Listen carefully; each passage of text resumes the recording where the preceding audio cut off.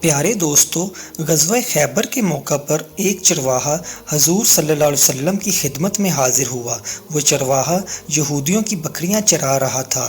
جب دیکھا کہ خیبر سے باہر مسلمانوں کا لشکر پڑاؤ ڈالے ہوئے ہے تو اس کے دل میں خیال آیا کہ میں جا کر ان سے ملاقات کروں اور دیکھوں کہ یہ مسلمان کیا کہتے ہیں اور کیا کرتے ہیں۔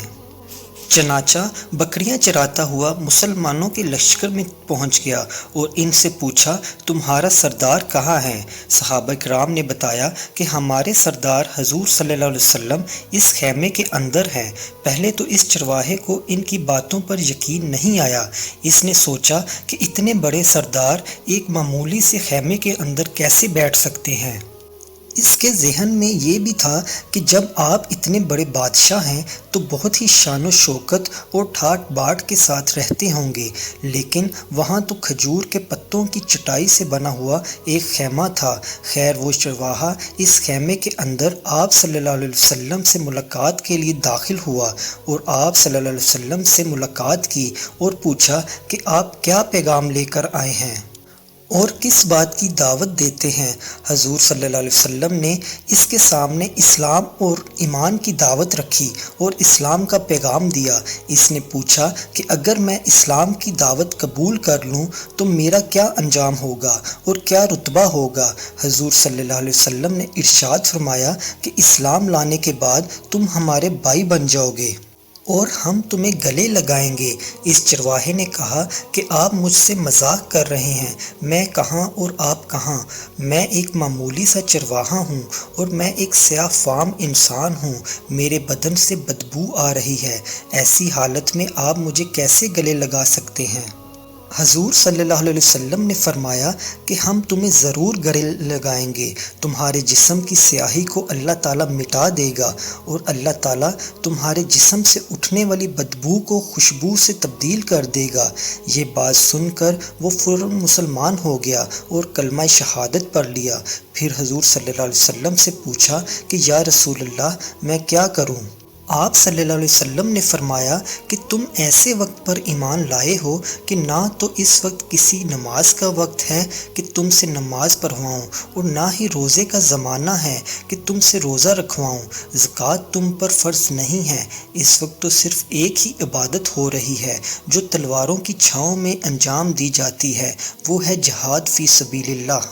اس چرواہے نے کہا، یا رسول اللہ صلی اللہ علیہ وسلم، میں اس جہاد میں شامل ہو جاتا ہوں، لیکن جو شخص جہاد میں ہوتا ہے اس کے لیے دو میں سے ایک ہی صورت ہوتی ہے، یا غازی یا شہید، تو اگر میں اس جہاد میں شہید ہو جاؤں تو آپ میری کوئی ضمانت لیجئے۔ حضور صلی اللہ علیہ وسلم نے فرمایا کہ میں اس بات کی ضمانت لیتا ہوں کہ اگر تم اس جہاد میں شہید ہو گئے تو اللہ تعالیٰ تمہیں جنت میں پہنچا دیں گے، تمہارے جسم کی بدبو کو خوشبو میں تبدیل فرما دیں گے اور تمہارے چہرے کی سیاہی کو سفیدی میں تبدیل کر دیں گے۔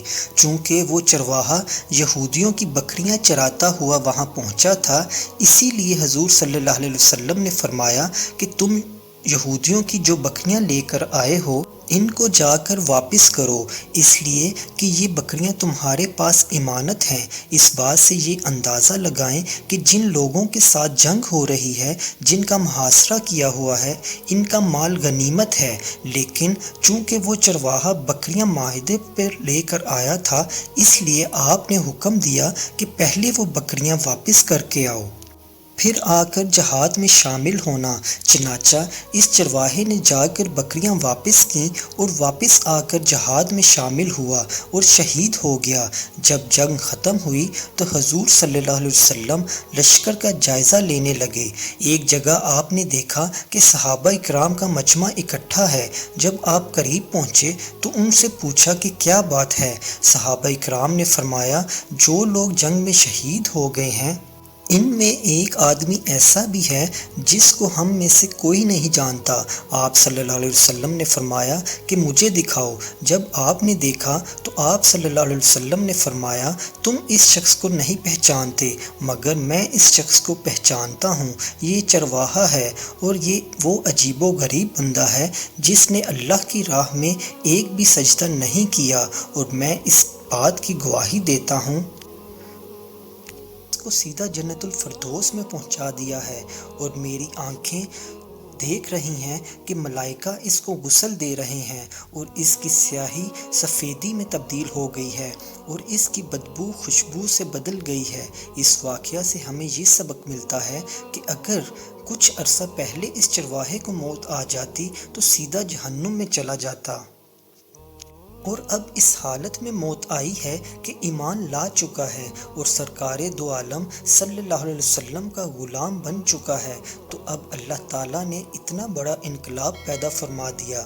اسی لیے فرمایا اعتبار خاتمے کا ہے، اسی لیے بڑے بڑے لوگ لرزتے ہیں اور یہ دعا کرتے ہیں کہ یا اللہ ہمارا خاتمہ ایمان پر فرما۔